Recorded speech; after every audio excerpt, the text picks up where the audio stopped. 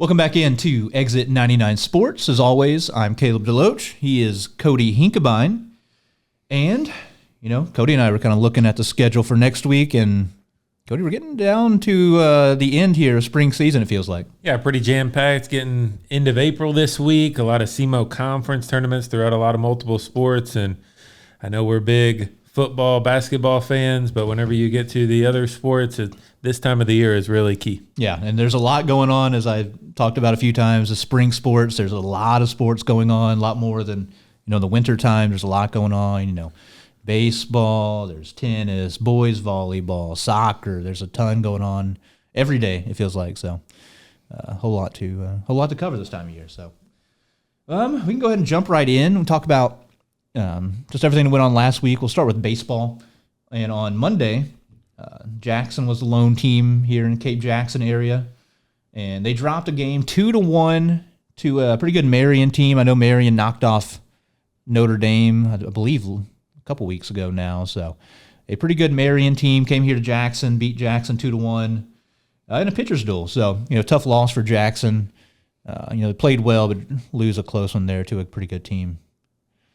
And, Drew Parsons, got the start. He's a good pitcher. He pitched really well. Had those 2 earned runs, but 10 strikeouts. Pitched well. He's been playing well behind the plate also. So tough loss for Jackson there against Marion. Then we had a busy day on Tuesday.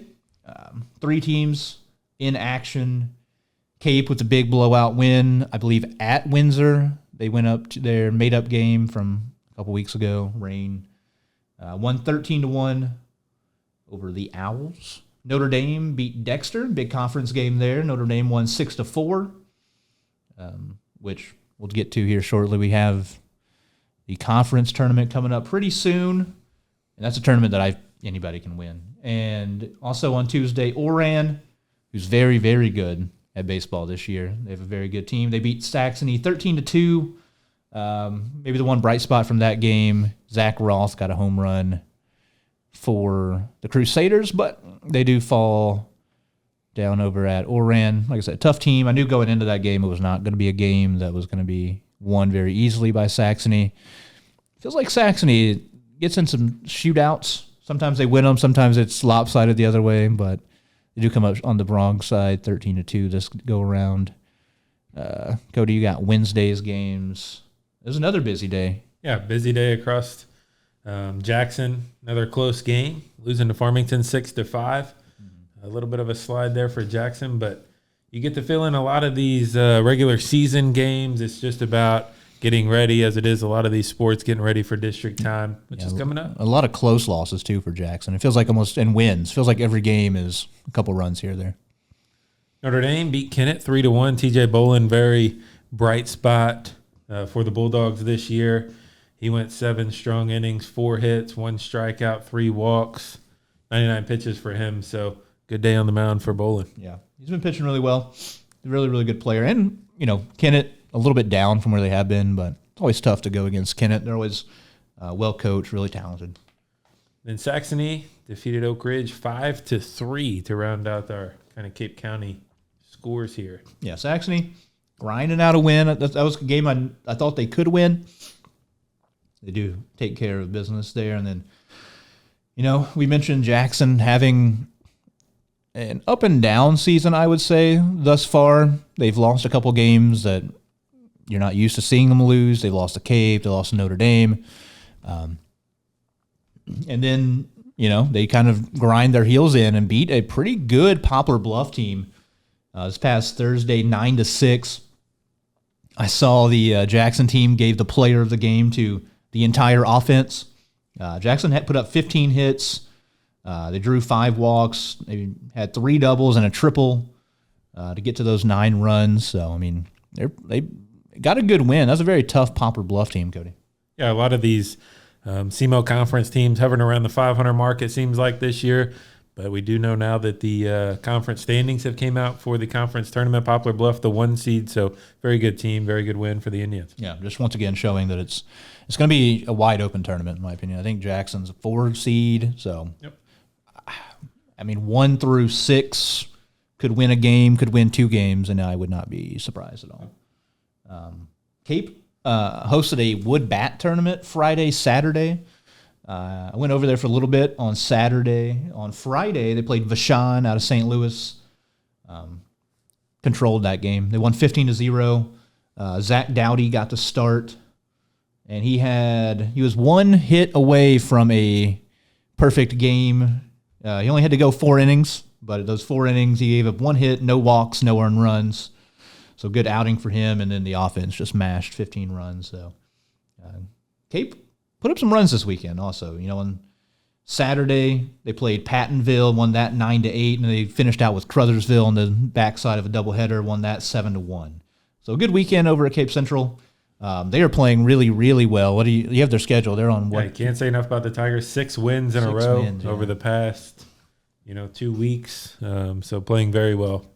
Yeah, they started bad. Like I think they were 0-6 to start the season. So, 6-game losing streak, 6-game win streak, kind of evens out here. Now just kind of see the momentum is definitely on their side. I like where they're at in the SEMO conference tournament. I think they have a good chance to make a run. They're going to be playing at home too. So, Cape, Coach Palmer, first season there, his son playing really, really well. A lot of guys playing well right now. The offense is really clicking. They're scoring a ton of runs. So, I've been really impressed, really optimistic about where Cape's at right now. Yep. And there's one game on Friday we did not get to finish.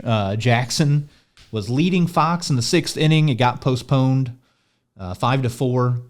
They're still allegedly going to make the game up at a later date here at Jackson. So shout out to Fox. You guys get to drive an hour and a half down here, play, hopefully, just like an inning and a half. I think it's the 6th inning, I think is when it's postponed. So hopefully Jackson hangs on to 1 inning and a half there, comes away with the victory. And so, once again, Jackson, a chance to pick up a win, 2nd win in a row in a weird way. They're hitting really well. Once again, Peyton Kite, Adler Flynn, Drew Parsons, all picked up 2 hits in that game against Fox. So feels like they're kind of getting things going their direction. And then Cody, I saw they have the annual tradition now, I guess, Jackson playing up at Busch Stadium. They got a big win up there, right? Yeah, doing very well. They did play Edwardsville up there. I went to that game a couple years ago. They played Jacksonville, Illinois this year, beat them 3-1. Jacksonville, kind of a sloppy game on their side. They did have quite a few errors, but Jackson nonetheless takes care of business, wins that one 3-1. Yeah, weird sight lines, probably playing at Busch Stadium as opposed to a normal, smaller high school stadium. That's one thing my memory of, I went to one of those games, it's probably about 7 years ago now, I think. I want to say 2018 maybe, was the fielding issues at times teams have. Like big gaps in the outfield compared to normal, a lot of balls getting to the fence, a lot of singles turning into doubles, turning into triples in that game. But Jackson beats Jacksonville, the better Jackson team there. Jacksonville, a little bit of a drive. They're from around Springfield, Illinois area, my knowledge. So, good win for the Indians, picking up 2.5 wins in a row, you can say, with the game against Fox pending. So good way to close out the week for them. Notre Dame also had a doubleheader on Saturday. They took on Gateway Legacy and Kelly. Kelly was the first game, and Kelly won that one 3-1. Kelly, kind of an up-and-down year. They started pretty slow themselves. Ross Peters pitched and hit really well for them every game. Ross Peters, started, gave up 1 run for Kelly, and Notre Dame gave up 2 runs in the 7th inning, top of the 7th, to drop that one 3-1. But then they avenged the loss back. They, kind of picked themselves up, won 6-2 over Gateway Legacy. Reed Morgan got the start in that one. He went 7 innings, 9 strikeouts, 3 hits, no earned runs. He was also hit really well in that ballgame. He went 2 for 3 with an RBI. So a good day at the park for Reed Morgan, and Notre Dame kind of split, goes 1-1, and they had a good week this past week as well. Yeah, kind of up and down season as you talked about. Also, they beginning of April there, they lost 7 in a row. They've won, I guess, now 4 of their last 5. So getting back on track. Yeah, good stretch. They're playing really well going into the conference tournament also. Yeah, and they're down at the 6th seed. That's a very dangerous 6th seed going into a conference tournament, especially being played, just down the road. That does it for baseball this past week. we have a few soccer games. A little bit slower week. Speaking of Notre Dame and Kelly, things didn't go their way on the baseball diamond, but on the soccer pitch, Notre Dame girls blew out Kelly 10-0. I will give Kelly the props of playing against all the big schools in Southeast Missouri. It has not been going their way this season, but Notre Dame picks up the 10-0 win there. They've been playing really, really well recently. They had a really tough schedule to start the season. They've really turned things around. They've gotten wins over local other teams like Saxony, St. Vincent, now Kelly. And so they're playing pretty well at the moment. They won that 10-0. Also on Tuesday, you had Saxony taking on Poplar Bluff. Poplar Bluff does come away 2-1 winning there. Wednesday, Jackson took on district opponent Oakville, and they won that 1-0. Riley Monaghan, senior, got the lone goal late in that one. I think it was the 74th minute, so right near the end of the game, she put one in. Sixth shutout of the season for Jackson. Defense, always a calling card for them. Coach B-Sink, his first year, has them playing well in the back. Cameron Alsdorf is back healthy in goal. She had been out with a hand injury for a while. Addie Sander, only a freshman, came in and played for her for several games, about a month or so, and played really, really well back there. So, I expect them to kind of be clicking, start playing pretty well here, closing out the season. You got their schedule put up, Cody. I mean, it's going to be tough to end the year for sure. Yeah, they improved to 9-2 on the season. So you figure through 11 games, they've allowed 8 goals. Pretty good. Not bad. Pretty good efficiency there. But yeah, you got a couple of tough games. You're at Corjesu. Obviously, St. Vincent's going to be a tough one. Poplar Bluff, all of the rivalry games coming up. Yeah, and then another kind of local game, Cape took on Farmington this past Wednesday, blew out Farmington. Cape, another team kind of getting into form. They had some tough games early. I saw Duncan McKinley said, their coach said that conditioning was a little bit of an issue. Feels like they've kind of figured that out a little bit. Pick up a big 7-2 win. That is, quite the offensive explosion for Cape Central, putting up 7 goals on Farmington. Farmington down a little bit, but still a nice win for them. Yeah, what do you got? They've won 2 in a row, right? Yeah, Cape's 3-6 now. A couple of winnable games coming up, under 500 teams, Fredericktown and stuff. So Fredericktown at 1-10. So yeah, definitely a winnable stretch. Yeah, they have a good stretch ahead. And then the last game in the area, Saxony dropped another one, 1-0 to St. Pius X. St. Pius X, pretty good, small private school as well. A lot of St. Pius X in Cape County this year, playing every sport for some reason against Notre Dame, Cape, Saxony. So, St. Pius knocks off Saxony 1-0. Saxony girls a little bit down this year. What do you have them at, Cody? 2 wins right now? They're 2-5, but same thing. Winnable games coming up. They have Kelly, Fredericktown, North County, so some winnable games on their schedule too. Yeah, still they have rivalry game here against Cape Central down at the end of the schedule as well. So a lot of soccer still to play for the Crusaders. See if they're able to kind of bounce back a little bit. A team that's used to having a lot of success generally, I would say. So I expect them to kind of get things turned around. Coaches do a good job over there. And so that does it for girls soccer. At the moment, I will go ahead and pull up a couple of track meets we had. Cape and Notre Dame went up to Festus with called the Tiger Town Invitational. Festus is the Tigers, if you didn't know. Had some people run pretty well up there. Just kind of going through some of the results over on the boys' side. Andy Peterson, Notre Dame, ran really well. He finished in 3rd in the 100, and he also came in 2nd in the 200, 23:10 in the 200. What was it, 11:42 in the 100? So, pretty good meet for him. I hadn't seen Andy finishing that high in some of these. They might have, I don't know. Track is always a weird sport, injuries, rest, things like that. He's running really well right now. Excited to see what he can do. Kind of closing out this season for Notre Dame. Not a team that has a lot of, a team as a whole that has a lot of threats usually in the sprints. So if he is able to kind of keep that going, I'll be impressed with that. And then, as always, Notre Dame this season, always, only a freshman. Aiden Morris continues just absolutely tearing it up in 3,200. He runs a 9:38. He just keeps it up. He's going to be, if he holds this pace in the state meet, he's capable right now of, placing high in the state meet right now.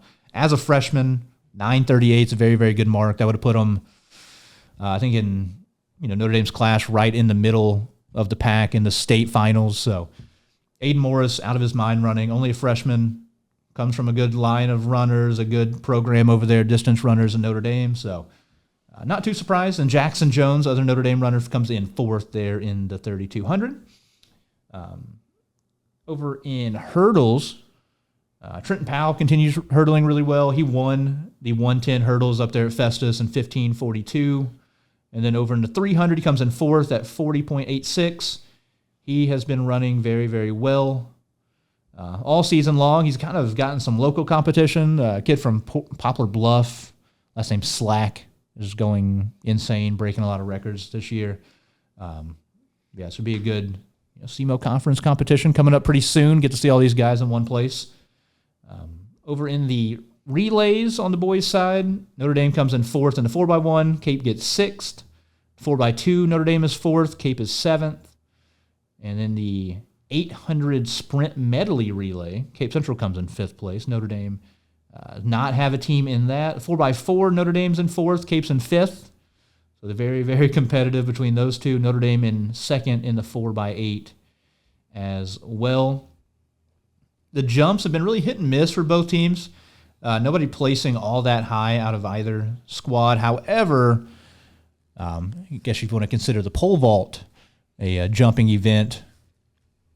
That has a headliner for Cape Central that is maybe the best in the state. We'll see how he kind of stacks up once we do get to that time. But Kent Sheridan continues his hot stretch, comes in first, 465 on the pole vault. Not up around his PR quite yet, but he just continues to be dominant. Got pushed a little bit from a kid from Farmington, but able to hold him off, get first there. Ellis Bruni from Notre Dame comes in third.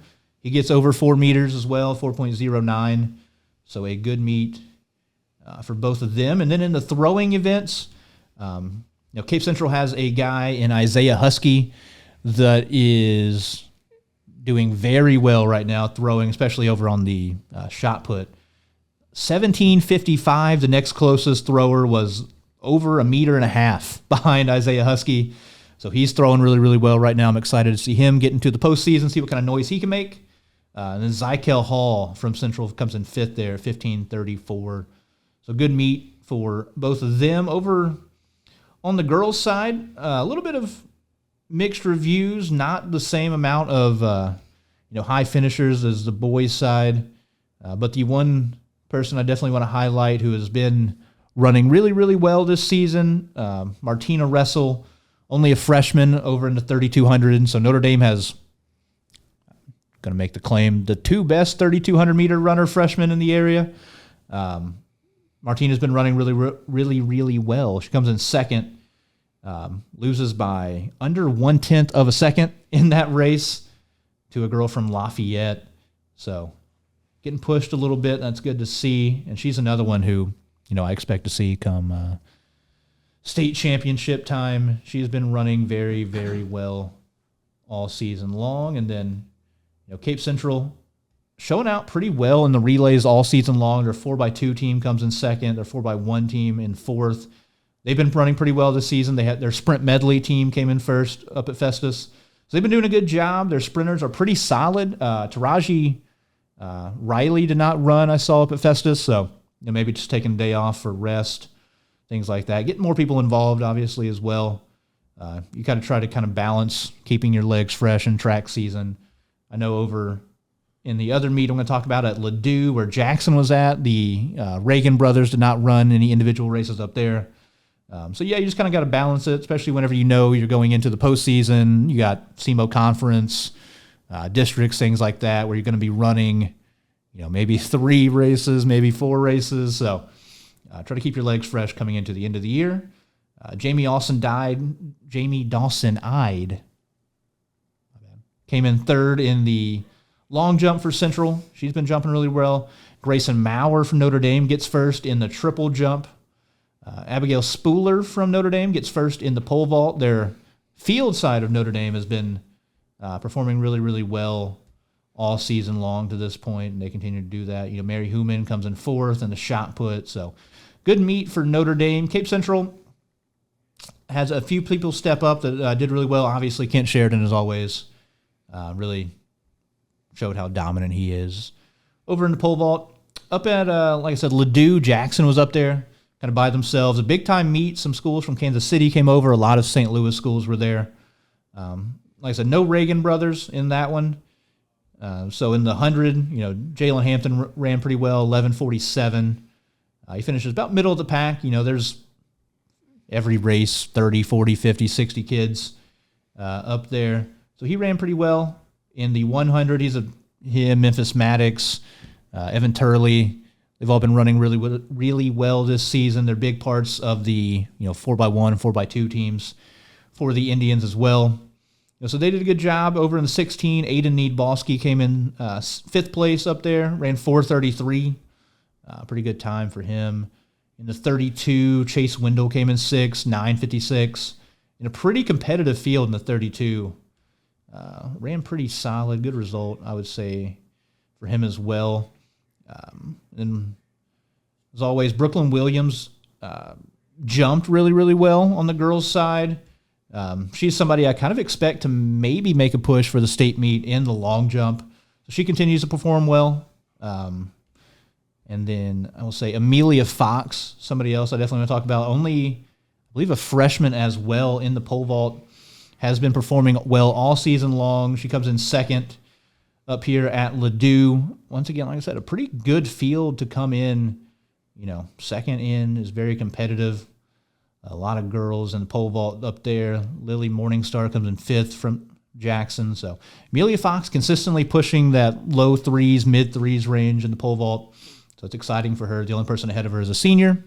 So a good run for her, a good run for the Indians. And, we are getting pretty close here to the postseason in track. So it's a pretty good time in track and field. Like I said, the Reagan's not running, so no crazy times to necessarily report here, but a pretty good meet for the Indians, pretty good meet for Notre Dame and Cape as well on Friday up at Festus. So, Cody, I think you've got golf results. And over at Jackson, they hosted their tournament at Kimberlin, right?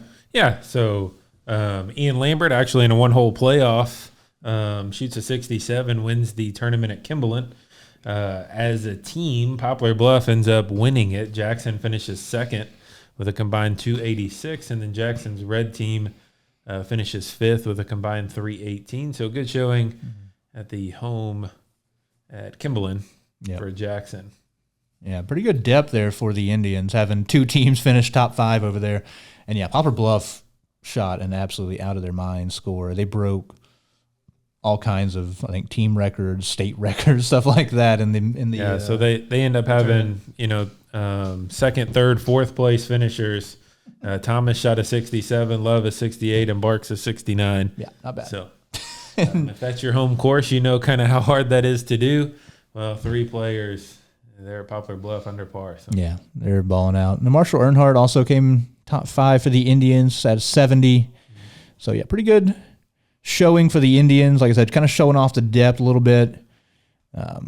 They've been playing pretty consistently. Just about every tournament I've seen, they've been getting guys, their whole team below 80. So that's what you want to be doing this time of year. It feels like they're kind of dialing it in. And then on the tennis courts, you had a busy week for some local teams, especially Jackson. They had a bunch going on, a lot going on. They took on a very good Notre Dame team. Beat them 5-4 as a team. So congrats to them. I was a little bit surprised. Notre Dame's been playing really, really well. Notre Dame went to Bluff and won an invitational there. They came, I think a point behind Bluff in the team standings as well in the SEMO conference. So big win there for Jackson. And then the very next day they play that good Bluff team, Jackson does, and lose 5-4. That's pretty good individual showings, Trent, a lot of people got to the finals, or a lot of people played well in the finals, I should say. Trenton Shorig, Jeremy Essner came up one shot short, 8-7 against Poplar Bluff. Tyson Ford and Warren Jones do win their double in 7-4. Their doubles match 7-4. Get it out of my mouth here. Ford also won his singles match 8-1. Jones won his 8-1 as well, and Caden Garrett won his single match 8-6. So good showing for them. And then, like I said, Notre Dame and Poplar Bluff.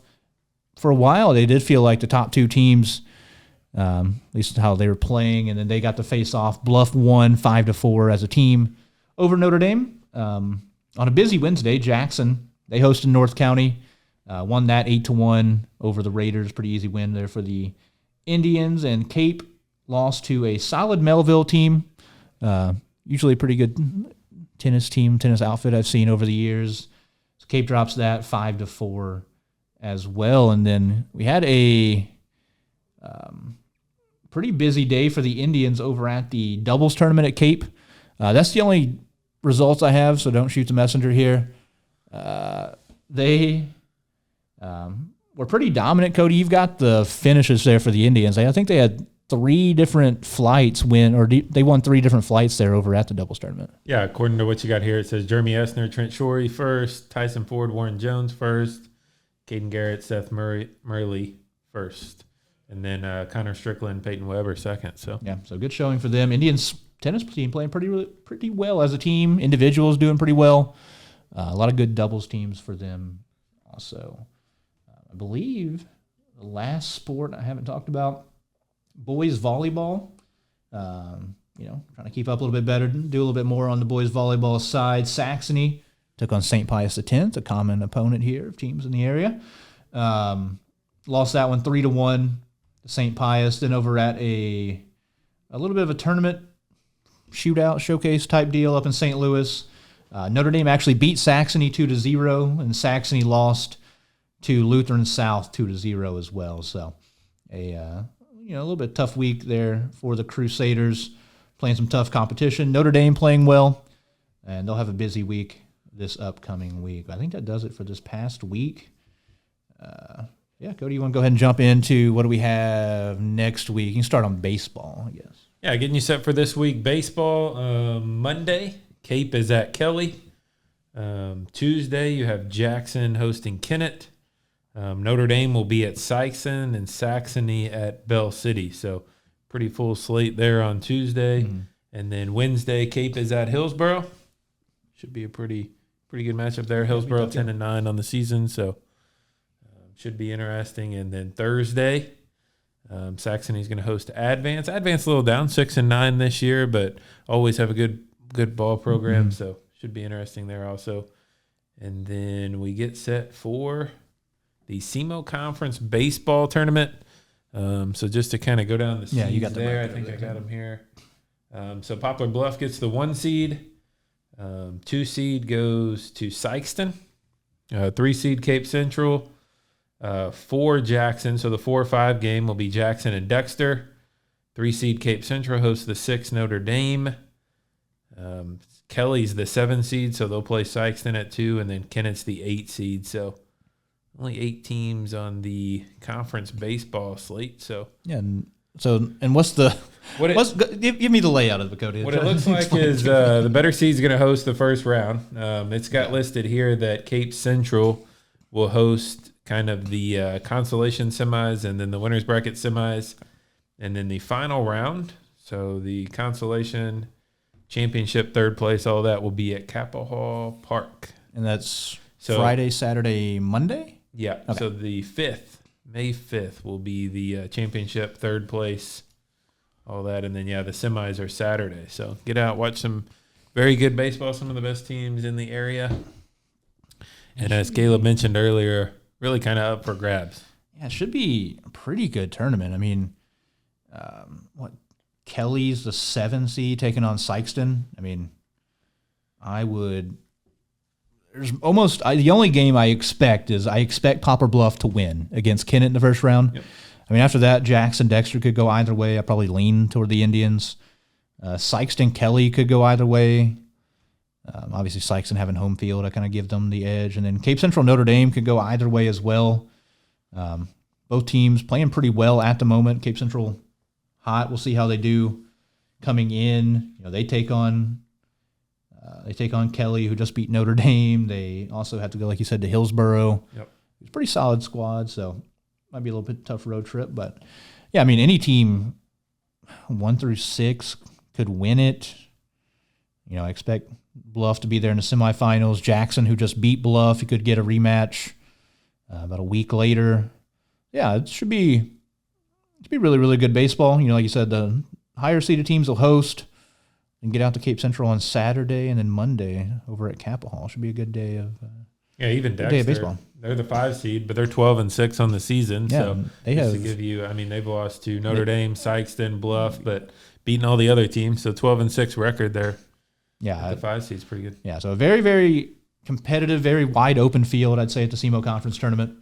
Could go anybody's way. Should be a good one. I feel like Jackson, Poplar Bluff, always big rivals there when it comes to playing each other in conference and district. So that should be a good one. Potentially meeting up there in the semifinals. And kind of a non-SEMO conference game there, Saturday, May 3rd, Saxony doubleheader against New Athens, Illinois. Oh, okay. Yeah, so they'll be playing a doubleheader early. I think at 10 a.m. is the first game. Mm-hmm. So go over to Saxony, check out some baseball. And that's all the baseball for this next week. Soccer, a very busy Monday. All 4 teams in Cape Jackson are going to be playing. You got Jackson hosting Poplar Bluff, who sits at 6-3. Pretty tough team, SEMO conference opponent. Cape will go to Fredericktown, so a winnable game. Fredericktown only 1 win on the season thus far. Cape, positive momentum, just won 7-2 over Farmington. It's not the most fun road trip in the world going to Fredericktown, so that part might hinder you a little bit, but definitely a winnable game. Notre Dame at St. Pius, 10-2. I know St. Pius a little bit smaller than Notre Dame, but playing really, really well. Notre Dame went on the road and played a pretty good small private school in St. Vincent and won. So it'll be a tough challenge, definitely going on the road, but definitely a winnable game for Notre Dame to kind of keep building that momentum here the back half of their season. Saxony, speaking of St. Vincent, they go up to Perryville to play St. Vincent. St. Vincent, a tough team. They keep playing pretty big schools compared to their size, and they've been winning a lot of those games. They're 10-2 also, so that'll be a tough matchup for the Crusaders. And in Notre Dame, they make another road trip the next night, going to Marion, Illinois. I don't know a lot about Marion, but anytime, no matter how good or bad your competition is, you have to go sit on a bus for a long time and drive across the Mississippi River to go play. It's never easy. That's a lone game on Tuesday. Wednesday, Jackson goes to Corhay Zoo. You want to talk about challenging yourself. Corhay Zoo is, I believe, the number 1 team in state, and I don't know how or why I saw this, but I randomly came across a guy that was talking about Missouri high school girls soccer and basically said that he expects Corhay Zoo to be the state champions. They're very, very good. They're very tough. So this will be a heck of a challenge for the Indians. I mean, Jackson, though, they're a team that you see winning districts about every season. They are a team that's very competitive at the state level in the highest classification here in Missouri. So Jackson definitely, they have the talent to go up there. They have the high-end talent. Like I said, Cameron Alsdorf is back in goal. So 4 p.m. start there on Wednesday at Corhay Zoo. Will be tough, but I'm excited to kind of see where Jackson stacks up against a team of that caliber. Yeah, Corey's 8-1 on the season. They have split with St. Joseph's Academy, so very good team up there. And the other game on Wednesday, Cape is hosting North County. North County about 4-10 right now. So another opportunity for Cape to maybe pick up a victory, keep getting the tide rolling their way, and then take a day off. Friday, you have a couple of games. Jackson will be playing Northwest, who, throughout the years has been a tough opponent for Jackson. They're usually a district opponent, so you see them a lot. And then Cape Central is at Poplar Bluff. So not an easy game for the Tigers. It might be tough making that road trip over to Poplar Bluff. Bluff usually a decent team, SEMO conference opponent, so we'll see how that one goes. Should be pretty good battle over there. Pretty good SEMO conference battle. Cape has already knocked off Sykeston a week or two ago now at this point. So playing pretty well against SEMO conference teams. And then I think that does it. That does do it for girls soccer. You got tennis schedule over there, Cody. What do we have for this next week? Yeah, pretty busy tennis slate. You got Jackson boys. They are going to host Saxton on Monday. They're going to host Farmington on Tuesday, and then kind of Cape, Jackson, all of them go up to Farmington on Wednesday. Cape boys, they host Dexter on Monday. They're at Saxton on Tuesday. I mentioned they're up there, but we get into end of the week already. Next Saturday, we have some district tournaments starting. I know Jackson is at John Burroughs in St. Louis. A lot of those team districts will start May 5th, so the following week. But, yeah, getting into crunch time there in tennis. Yep. At the end of the season, feels like. But, yeah, Jackson playing pretty well. You said, what, Sykeston, Farmington. Definitely some chances to pick up good victories for them, get ready for that postseason. And then track and field. Looks like Tuesday, Poplar Bluff is hosting Invitational, so it seems like Jackson, Kate might be heading over there.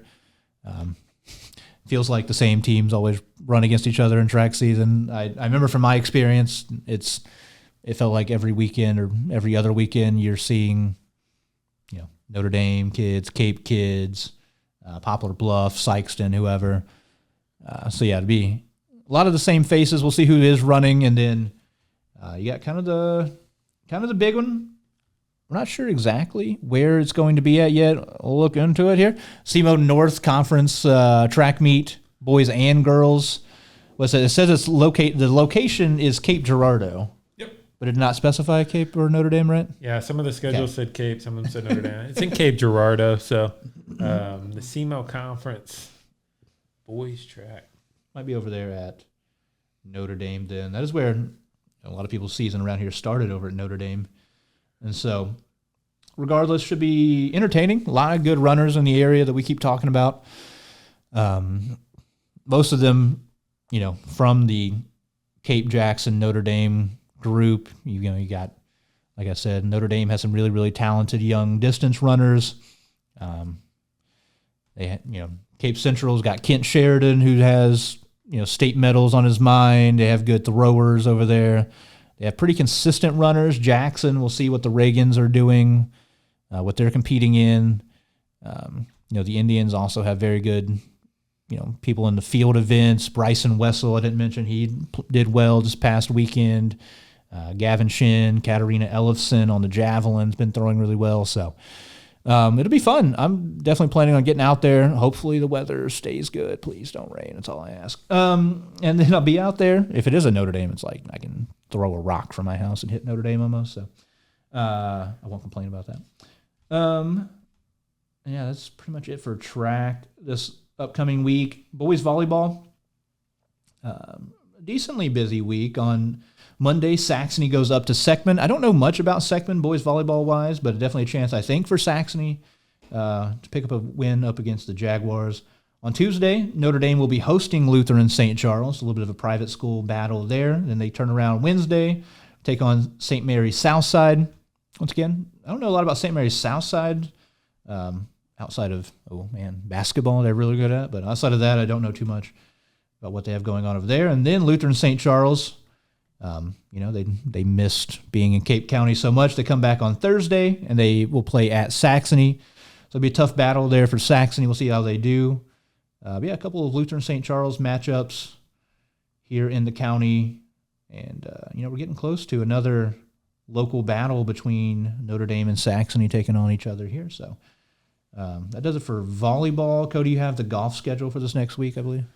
Yeah, so golf Monday, the 28th, Jackson and Cape are up at a Melville tournament. I believe they play at Crown Point over in Farmington, so pretty nice golf course there. The 30th, Wednesday, the SEMO Conference Tournament. Fox Haven down in Sykeston is going to be hosting that this year. Another good course. And then turn right around Thursday. So conference tournament, I believe that starts at 9 a.m. So that'll be kind of an all-day deal down there at Fox Haven. And then Thursday, Jackson, Poplar Bluff, Notre Dame, Cape. A lot of those same teams will play at Cape Country Club. Love that. Thursday the 1st. So. Yeah, they didn't see each other enough the day before and spend 8 hours together. Also, shout out to you guys playing at 9 a.m. Can't be me. When I was in high school, could not be me playing at 9 a.m. I couldn't be bothered to do any sport at 9 a.m. So, Y'all have fun with that. And then, you got Saxony up at Perryville. Yeah, Saxony at Perryville also on the first. Yeah, that'd be cool. Yeah, that pretty much does it for this next week. A lot going on. We are pretty much the last week, 2 weeks here of the regular season in most sports. So yeah, definitely if you have an opportunity, I'd say get out, check out some of these games we've talked about. There'll be a lot going on here in Cape Jackson, Fruitland. So yeah, definitely get out, check out some of these, check out some of these kids that are competing. They've been, pushing themselves, practicing hard for a few months now. So definitely go see how kind of those fruits are paying off for them. Yeah, some of these sports, you're like, man, I'd like to get out and see that. Never really went and seen that sport, this sport, tennis, track, any of that. No better time than their conference tournaments where you can see kind of all the schools in one time, one area. Yep. So, just any other housekeeping here. We'll have a few random commitments I saw over the past week, and then I know we're going to talk about Caden Carper and people over at Semoball put out their winter sports finalist. So that's exciting. Kind of see who from this area is going to be up for some of these awards. I know, but getting back to the commitments, Jackson senior soccer player Jake Johnson, he is committed to go to Quincy University. I know his dad, assistant coach Rob Johnson over there for Jackson as well. So congrats to Jake. And another local senior, Brooklyn Moss, a guard over for Cape Central. She's committed to Moberly, so it's pretty nice commitment for her. She's somebody I've seen play basketball for a long time. She played travel basketball with my youngest sister. So it's been, working hard, working for a very, very long time. She's definitely grown exponentially here the last couple of years and for Cape Central. And she had a really, really good senior season working with, their new coach there, Summer McCauley-Purdue.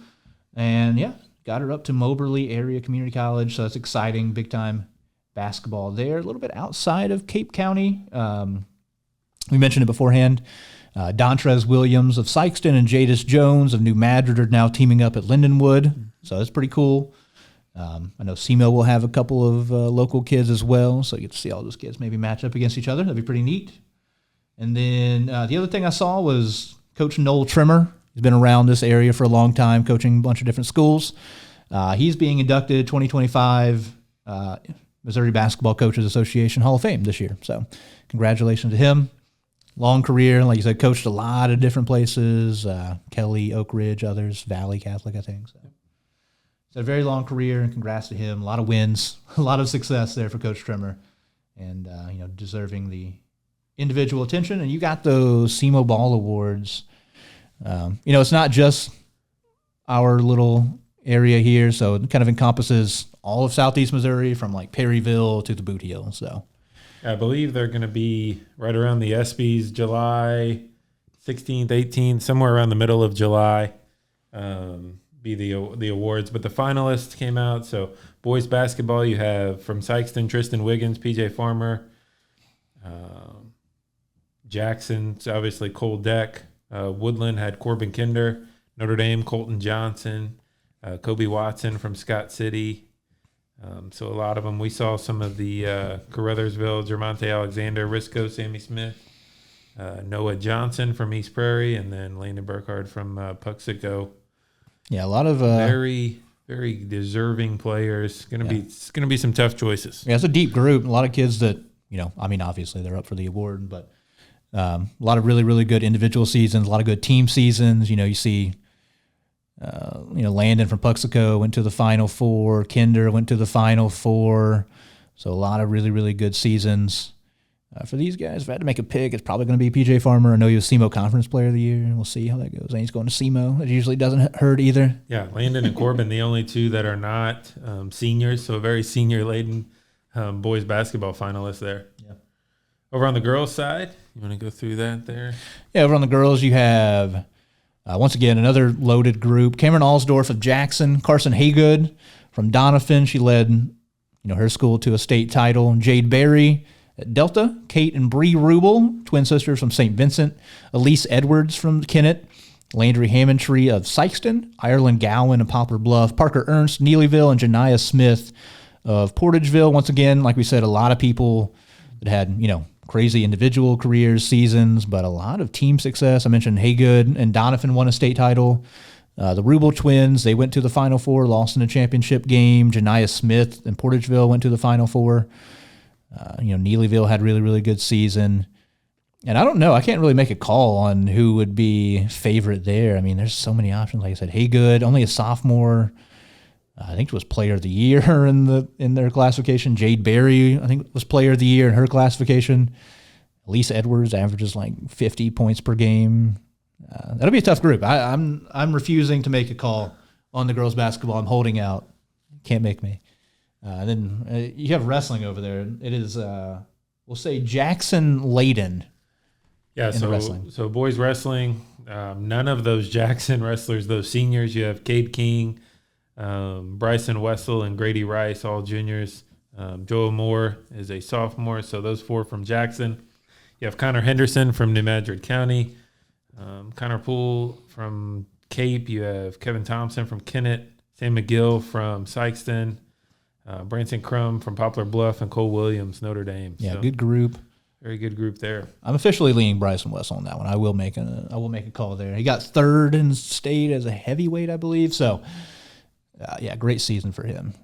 And the girls' side, pretty good group as well. I've seen a few of these names that had crazy good seasons and careers. We got Kaylee Milam from Jackson, Zoe Freeman from Bluff, Andy Munoz from Kelly, only a freshman in there.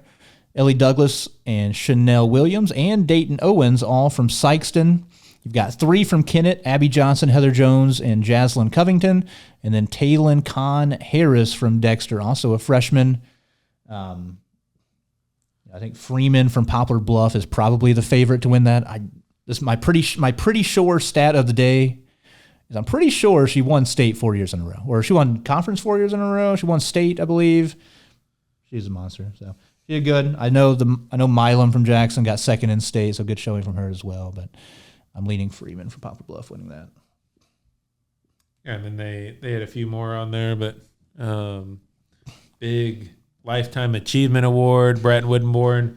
Know him well. He was on our golf board when I was at the City of Cape, so very deserving from Notre Dame, Lifetime Achievement Award. And then it does say right there, LaCroix Church, July 18th, so that'll be the Semoball Awards. Yeah, I did. A little history lesson for everybody. You said Brad Wittenborn, Lifetime Achievement Award. Mm-hmm. I was curious about what Brad, the exact numbers and stuff like that. I mean, as far as coaching goes, just an incredible, incredible career. Yep. Hall of Famer in 2016, Missouri Sports Hall of Fame, that is. Went 368 and 154 as a soccer coach from 1991 to 2012 at Notre Dame. Won 3 state titles in soccer. Came in 3rd twice. Won 2 state titles as the boys basketball coach at Notre Dame in 86 and 87 with, Wrestle and Dohan, inside-outside combo. He's in the Notre Dame Hall of Fame, Missouri Soccer Coaches Hall of Fame. So a fabulous career for Wittenborn. And yeah, definitely deserving, like you said, of the Lifetime Achievement Award, one of the best to ever do it here in the area. Yep. So I think that just about does it for me in this week. Cody, you got anything else? That's it, yeah. It's getting down to the nitty-gritty, some conference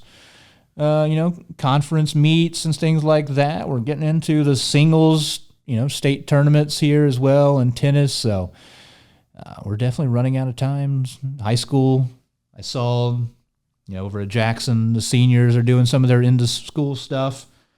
Only a couple weeks of school left, so not a lot of time. Like we talked about, weather's turning nice. We're avoiding some of the rain here and there, hopefully. So get out, go check out some of these games. Get out to, Cape, Jackson, Notre Dame, Saxony, see some of these athletes.